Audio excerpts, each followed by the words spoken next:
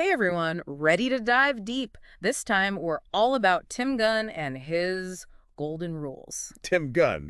From Project Runway. Right. Of course. But his book and some interviews we found, it's like his wisdom goes way beyond just fashion.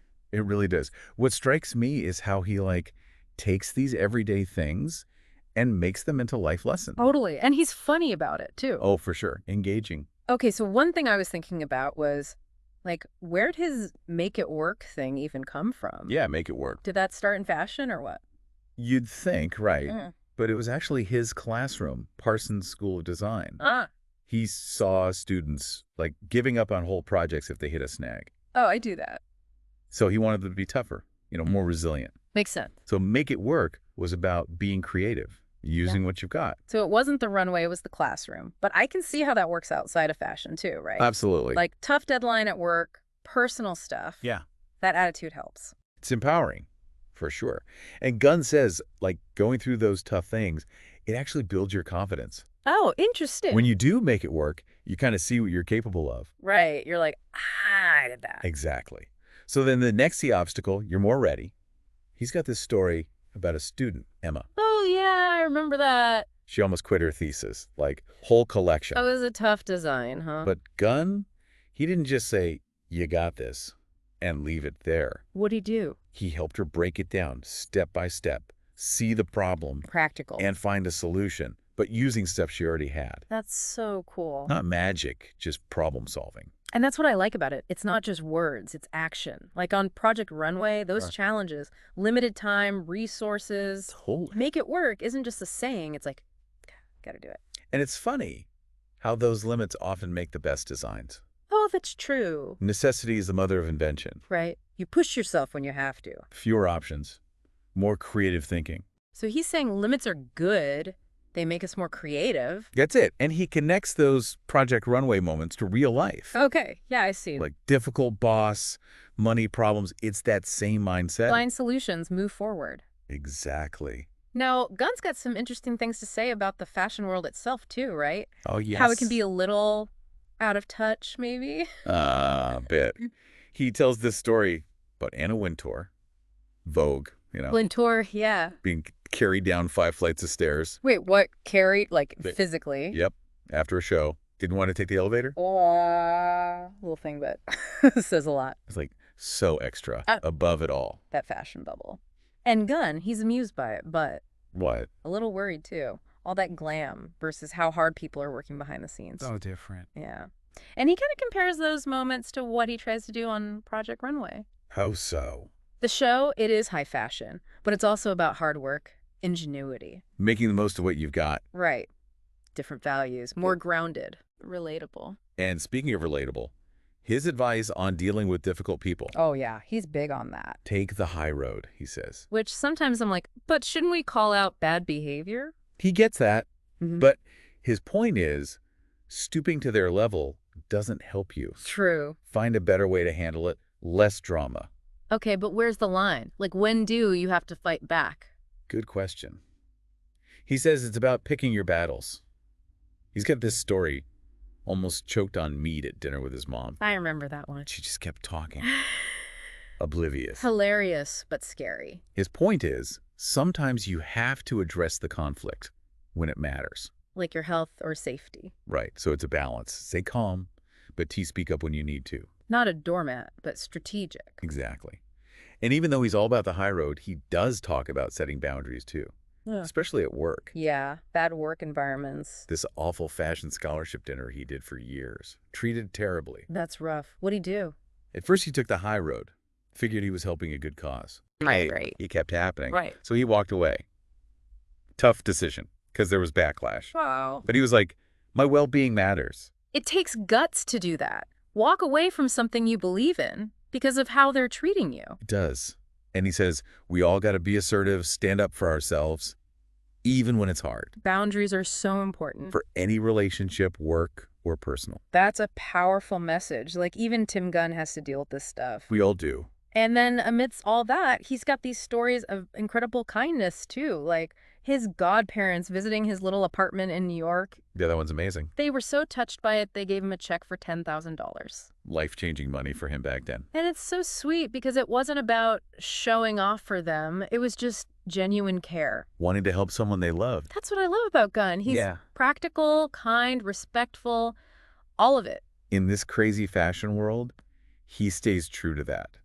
Inspiring. And he tries to give that back too, right? Always. Mentoring students, pushing for good changes in the industry. He walks the walk. Success isn't just about talent, it's about how you treat people. Exactly. And it doesn't have to be these grand gestures. He tells a story about a bartender just comping his drinks. For what? Because he and his friend were polite. Huh. Just shows being respectful, even in small moments, it matters. Makes you think, how often could WE do that? Make someone's day better. Right. Powerful stuff. Kindness as a guiding principle in everything. Well, this has been quite the deep dive already. Make it work, taking the high road, setting boundaries. So much. Gunn's wisdom is way bigger than just fashion. Oh, for sure. And there's more. Next time, we'll get into his thoughts on inspiration, growth, finding your own voice. Can't wait. Welcome back to our deep dive. Still with Tim Gunn and his golden rules. You know, the more we talk about it, it's less about just fashion advice and more like Life philosophy, almost. yeah, this whole idea of style is how you present yourself, period. Putting your best foot forward. Not just clothes, but how you ACT, how you are in the world. He's big on dressing up. Right, yeah. He thinks it shows respect for yourself and for the people around you. It's funny because nowadays it's all comfort over everything. He gets that. But he's like, think about what your clothes say about your attitude. Effort, maybe? Like you care. He compares it to taking a shower. Might not always feel like it, but... It's good for you and the people who have to smell you. Exactly. Same with dressing up, kind of. That little extra effort. So it's not about being uncomfortable, it's about what message you're sending. And that thoughtfulness, he goes into how he handles social situations, too. Gunn, he hates confrontation. He does. I remember that story about the airplane. The safety demonstration later. Oh, her. She was wild. Pausing it, yelling at people. Gunn, he just kept reading his book. Yeah. Let the drama happen without him. Classic. Sometimes best way to deal is just disengage. Not every battle is worth it, especially someone's looking for a fight. And it's not just avoiding conflict. It's also, he says, don't put people on the spot about their feelings. Oh, that's a good one. Yeah. I mess that up sometimes. He's got that story from when he was a kid, right? Said to his friend, this is my new best friend or something. Ouch. Yeah, kid stuff, but social dynamics are weird, especially then. Hurt feelings without meaning to. He even brings up Amy Vanderbilt, you know, the etiquette lady. Tragic ending to her story. Jumping from the window makes you think even someone who's supposed to be the expert on all that social stuff. It's not always easy. Pressure, expectations. Mental well-being is important, even with something like, I don't know, manners. Totally. And speaking of navigating tough stuff, Gunn's had some baity bosses. He has. Uses those stories to show why boundaries matter. Oh, yeah. One lady, he said, she'd physically movie her assistant's arms. To, like, show her how to serve or something. Yep.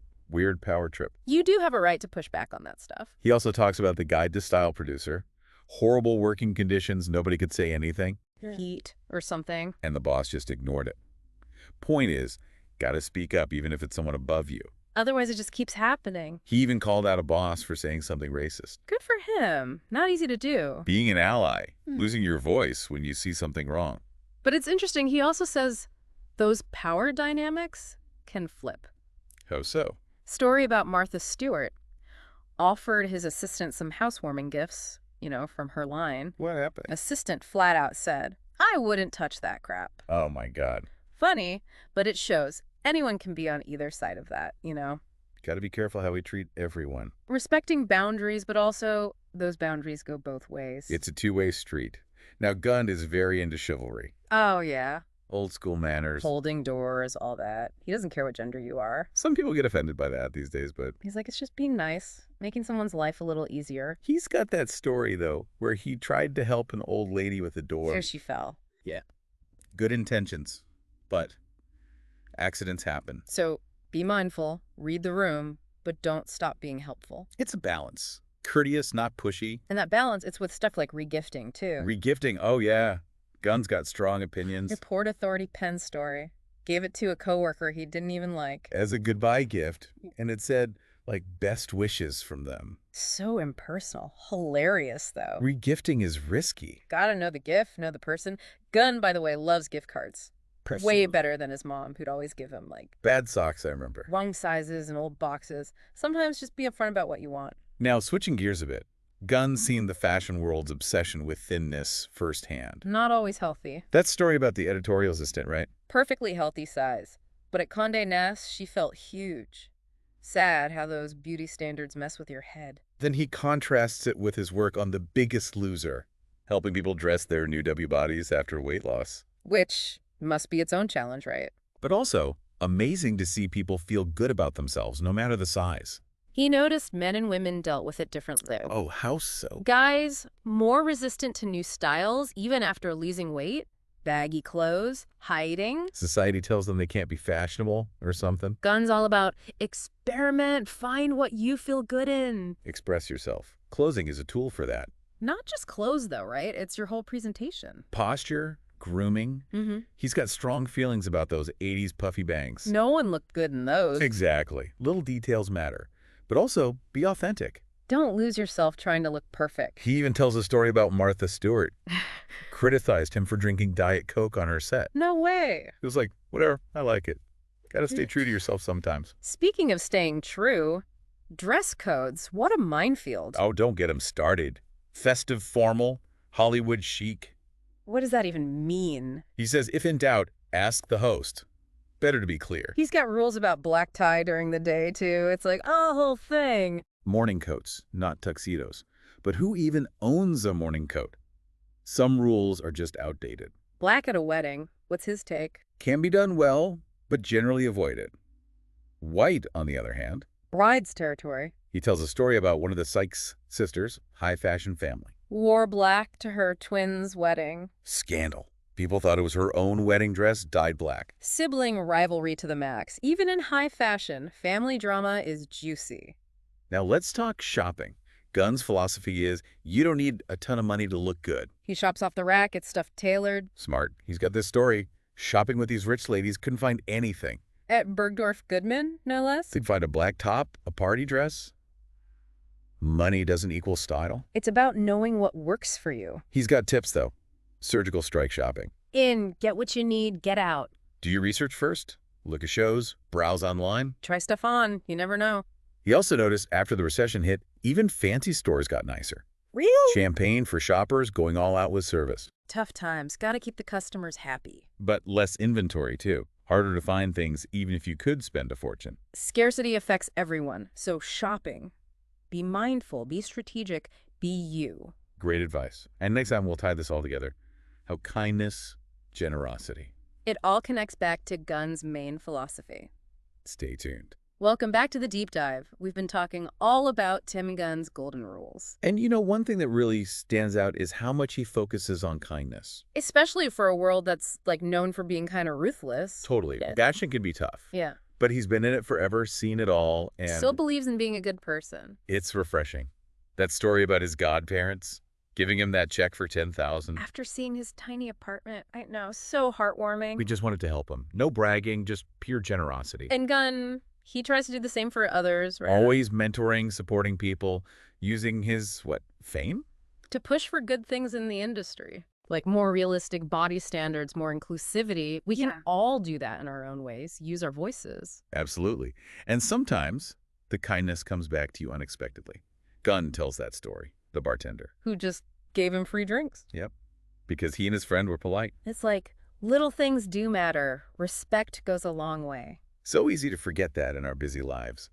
But Gunn reminds us, our actions affect everyone. But he's also realistic, right? Fashion is competitive. People get nasty. He's got that story, Isaac Mizrahi freaking out because a security guard wore brown. Seriously? It's funny, but also, gotta say it, all that ego in a creative field. Gunn contrasts that with John Bartlett, who is known for being super nice. And some people said that's why his brand failed. Too nice. But Gunn's like, no, it was just bad luck, timing. Talent matters, sure. But so does being a decent human. And that leads to his whole thing about inspiration, right? Always be learning, growing. Dullness is of your own making, he says. To those French students complaining about Paris, can you imagine? He was like, are you kidding me? You're in Paris. Engage with the world. That's his point. There's always something interesting to find. Even that Project Runway person who wasn't into the cloisters. One medieval art museum. I love that place. Gunn was like, how can you not be curious about this? We choose to be open or closed to new things, and that affects everything. How we see the world, how we do our work. Gunn says real creativity, it comes from passion. Not just skill, but having something to say. He'd interview Project Runway people, and he wasn't just looking for good sewers. He wanted that spark, that unique point of view.